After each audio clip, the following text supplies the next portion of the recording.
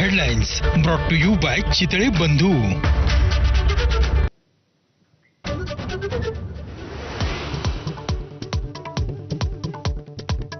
Operation सिंदूरच्या संदर्भात माहिती देण्यासाठी पंतप्रधानांनी संसदेचं विशेष अधिवेशन बोलवावं, काँग्रेसची मागणी. राहुल गांधींची आज पत्रकार परिषद.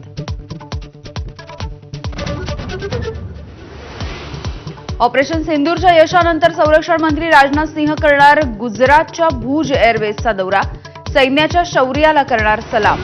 सीमेवरच्या सुरक्षेचा सुद्धा घेणार आढावा.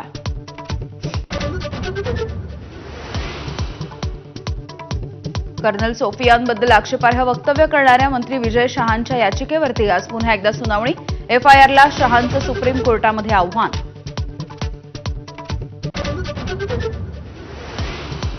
शांततेसाठी भारतासोबत चर्चा करण्यास तयार. कामरा एअरबेसला भेट दिल्याच्या नंतर पाकिस्तानचे पंतप्रधान शहबाज शरीफ यांनी आळवला शांततेचा सूर.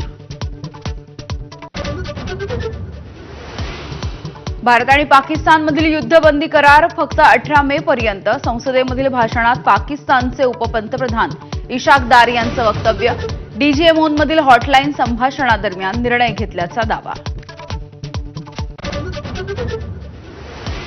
सिंधू पाणी वाटप करार स्थगितच राहणार. पाकव्याप्त काश्मीरबाबत तिसऱ्या देशाची मध्यस्थी मान्य नाही. परराष्ट्र मंत्री एस जयशंकर यांनी पाकिस्तान आणि अमेरिकेला सुनावलं.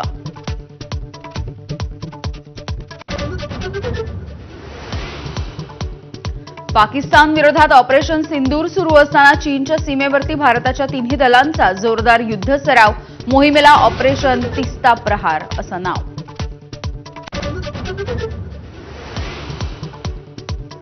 काश्मीरच्या त्रालमध्ये 3 दहशतवाद्यांना कंठस्नान घालण्यात यश. मारले गेलेले 3 दहशतवादी हिजाबुल मुजाहिद्दीनचे. हिजाबुलकडून निवेदन जारी करत मान्य. डोनाल्ड ट्रम्प यांच्या वक्तव्याला न जुमानता ॲपल भारतामध्ये गुंतवणूक करत राहणार असल्याची माहिती. भारताला प्रमुख उत्पादन केंद्र म्हणून कायम ठेवणार.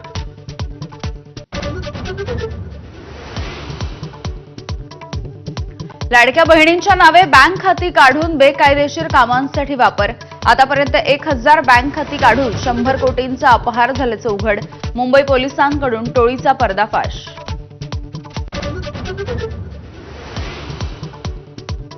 मान्सून अरबी समुद्रामध्ये दाखल. 27 मे पर्यंत केरळ आणि 7 जून पर्यंत महाराष्ट्रामध्ये दाखल होण्याचा अंदाज.